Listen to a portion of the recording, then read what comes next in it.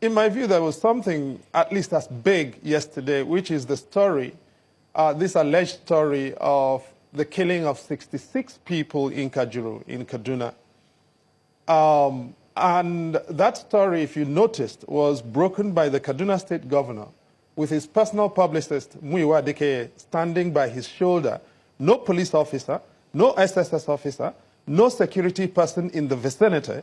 And he was throwing out words that were calculated to be very incendiary on the eve of very difficult elections about a location that is very difficult and has had historical problems with violence across communities.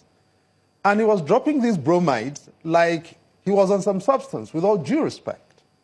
And I spent all of last night trying to verify from all the sources in Kajuru, and nobody can verify or substantiate that there has been a killing of 66 people in Kajuru over the past few days.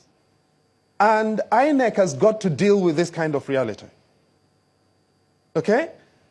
It is not just logistics. It is politicians with all manner of designs. And I think it is important, as we deal with the story of this question of postponement, to begin to call out politicians to order. You cannot, on the eve of a very difficult election, as a state governor, stand by yourself with your publicist and be talking about the killing of 66 people of one ethnic group and be talking about it with a celebratory air.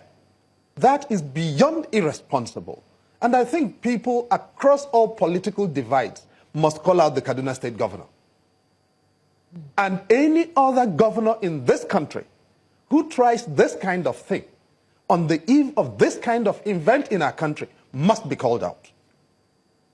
If I get you right, Professor Odinkalu, what you're saying is that this story about the killing, what the governor actually said was the killing of 66 Fulanis. That was the phrase he used. That what you're saying is that it may just as well have been a hoax, since you haven't been able to confirm it from any of the people that you know in the area. I'm saying this with every sense of responsibility. All I spend my life doing around this election is dealing with violence and atrocities. And when I heard this story yesterday, as I said, I spent the entire night calling up all the sources I know in Kajuru. And I spend a lot of time working on southern Kaduna. So I have a lot of colleagues across all divides, community leaders, faith leaders. These are not politicians. Community leaders, faith leaders, people who live in the neighborhood, professionals who care about what happens in these communities, who don't live in Kaduna or Kafanchan, who are living in Kajuru. And not one person can substantiate. What is it? There were some killings in Kajuru last week, up until about Saturday or Sunday. The best numbers we can get, and every life matters, so I'm not saying this carelessly, about 10, 11 people were reportedly killed in Kajuru about Sunday. As a matter of fact, there are still victims from that killing at St. Gerard's Hospital in Kaduna. The governor indeed was at St. Gerard's Hospital on Tuesday.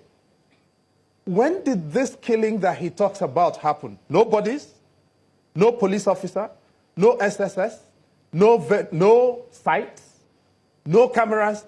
And I challenge any medium in the country and beyond Nigeria, let us all go to Kajuru and let the governor join us and let him tell us where he got these bodies from. And let him show up with Muyiwa Adekeye and with Samuel Arunwa, who is his spokesperson. And let us all go there, because this is too serious for anybody to make.